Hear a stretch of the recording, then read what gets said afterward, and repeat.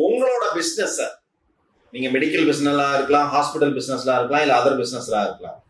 உங்களோட பிசினஸ உங்களுக்கு சூப்பரா ஃபாஸ்டா க்ரோ வைக்கிறதுக்கு ரேஸ் ஃபார்முலா உங்களுக்கு தெரியுமா? ரேஸ் ஃபார்முலா என்ன? இப்ப ரேஸ் வண்டி போகுது பாத்தீங்கன்னா, அந்த ரேஸ் கார்ஸ் போகுது பாத்தீங்கன்னா, ரேசர்ல ஓடும், அதான் அந்த ஃபார்முலா. ரேசர் ஃபார்முலா அப்படின்னு சொல்லுவாங்க. ரேஸ் ஃபார்முலான்னா என்ன? அந்த காரோட இன்ஜின்னா என்னது?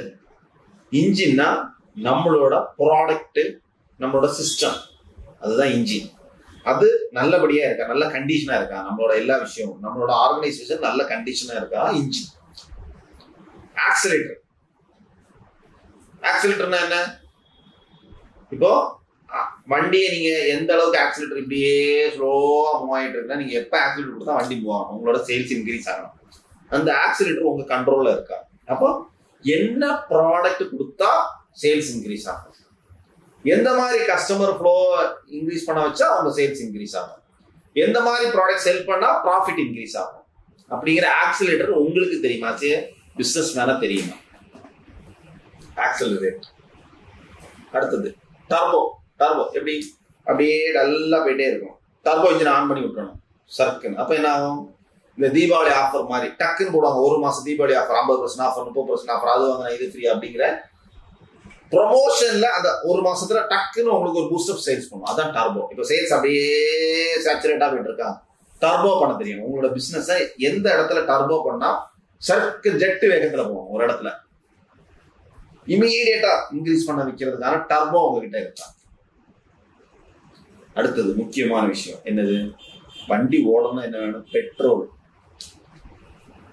முக்கியமா நிறைய பிசினஸ் அடிஞ்சு போறதுக்கான காரணம் அவங்ககிட்ட சஃபிஷியன்ட் ஃபண்ட் இல்லாம இருக்கும்.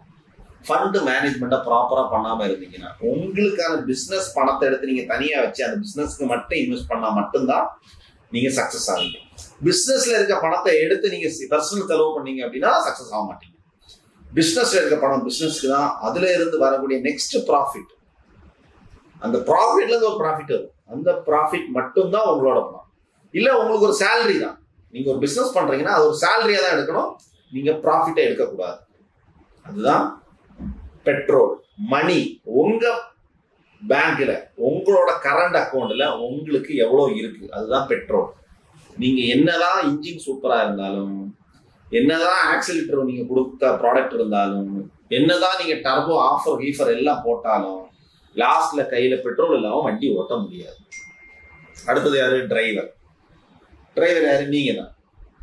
எல்லாம் ஓகே, இந்த டிரைவர் சரியில்லைன்னு வச்சுங்களேன், அதுவும் நடக்காது. அப்போ இந்த பெட்ரோல் டிரைவர் ரொம்ப ரொம்ப முக்கியம். ரேசர் ஃபார்முலால உங்க பிசினஸ்ல வெல்த் கரெக்டா மெயின்டைன் பண்ணி பிசினஸ் பண்ணுங்க.